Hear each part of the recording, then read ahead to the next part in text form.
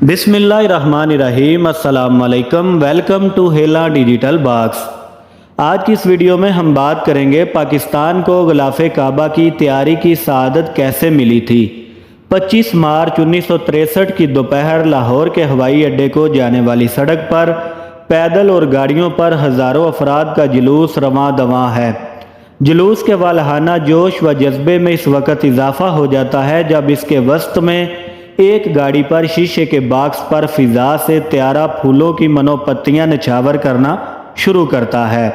لاہور کی فضاؤں میں ہزاروں شہریوں کا جلوس اور عقیدت کے یہ مناظر کعبہ کے مقدس غلاف کو خصوصی طیارے کے ذریعے سعودی عرب روانہ کرنے کی تقریب کا حصہ تھے۔ ہر سال حج کے بعد غلاف کعبہ کی تبدیلی کے بعد پرانے غلاف کے ٹکڑے بطور عقیدت سعودی عرب سے پاکستان لائے جاتے ہیں، مگر 60 برس قبل اس کے برعکس ہو رہا تھا۔ اس سال کسوہ کی تیاری کی سعادت پاکستان کے حصے میں آئی تھی۔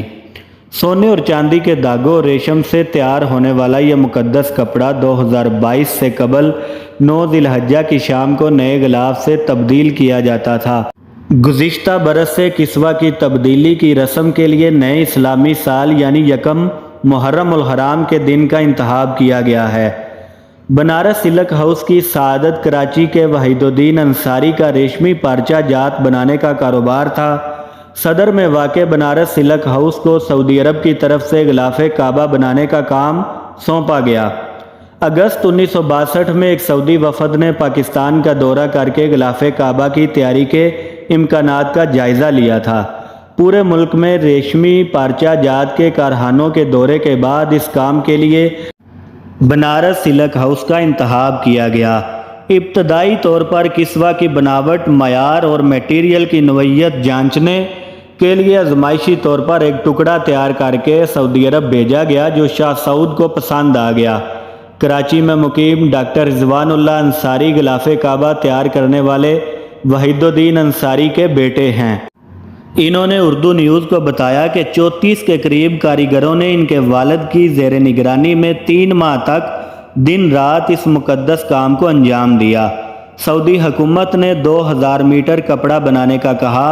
اس مقصد کے لیے کالے رنگ کے سلک کا خصوصی دھاگا سعودی عرب نے پاکستان کو مہیا کیا۔ غلاف کعبہ کو 62 الگ الگ حصوں میں تیار کیا گیا۔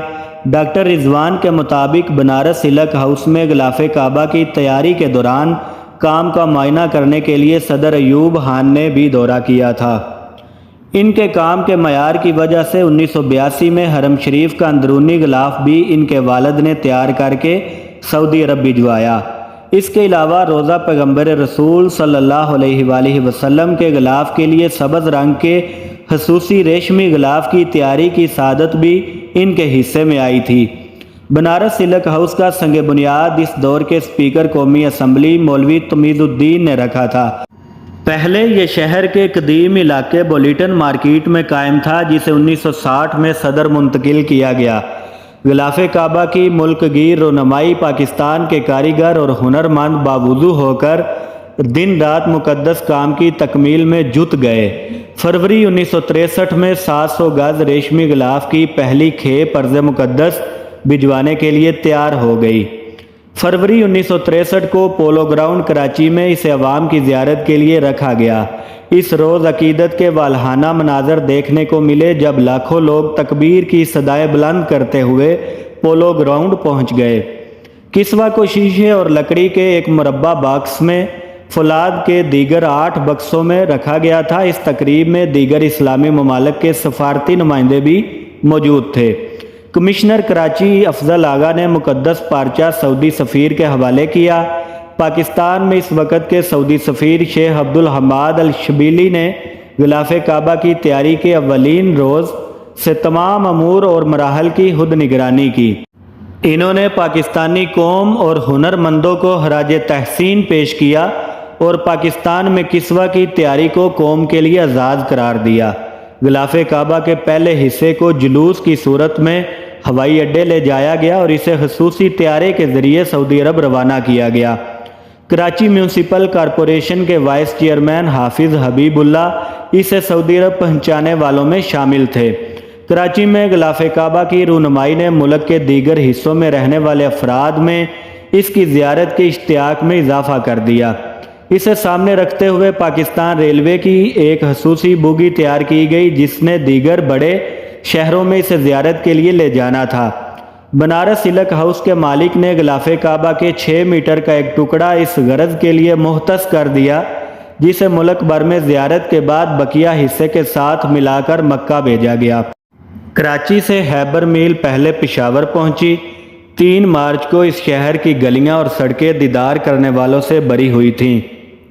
جتھوں اور بالاخانوں پر سے ہزاروں عورتوں اور بچوں نے اس کا نظارہ کیا۔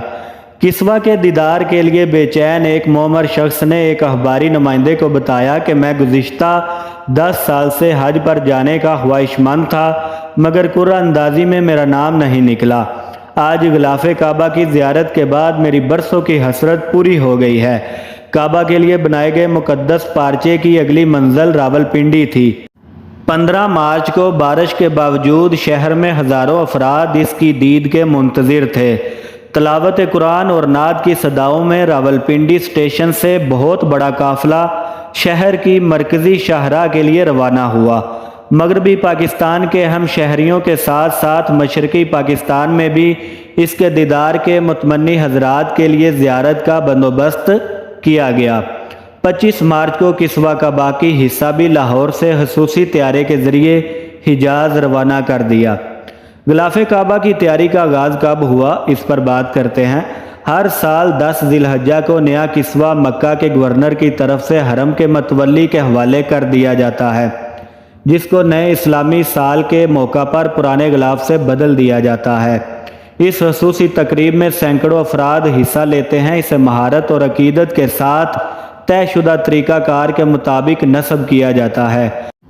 تاریخ دانوں کے مطابق 645 ہجری سے مصر کا قبطی کپڑا غلاف کعبہ کے لیے مخصوص ہو گیا تھا۔ اس کے ساتھ ساتھ حرم کے لیے خصوصی قالین بھی مصر میں تیار کیے جاتے تھے۔ 19ویں صدی کی تیسری دہائی میں سعودی فرمانروا شاہ عبدالعزیز نے مقامی طور پر کسوہ کی تیاری کا آغاز کروایا۔ اس دور میں یہ دیسی کھڈیوں پر بنایا جاتا تھا۔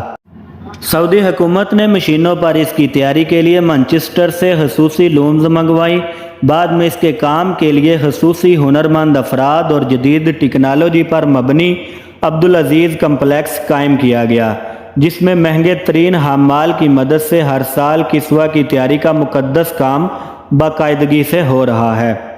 مزید انفارمیشن کے لیے ہمارے چینل کو سبسکرائب کریں۔ ملتے ہیں ایک نئی ویڈیو کے ساتھ۔ اپنا خیال رکھیے گا، دعاؤں میں یاد رکھیے گا۔ اللہ حافظ۔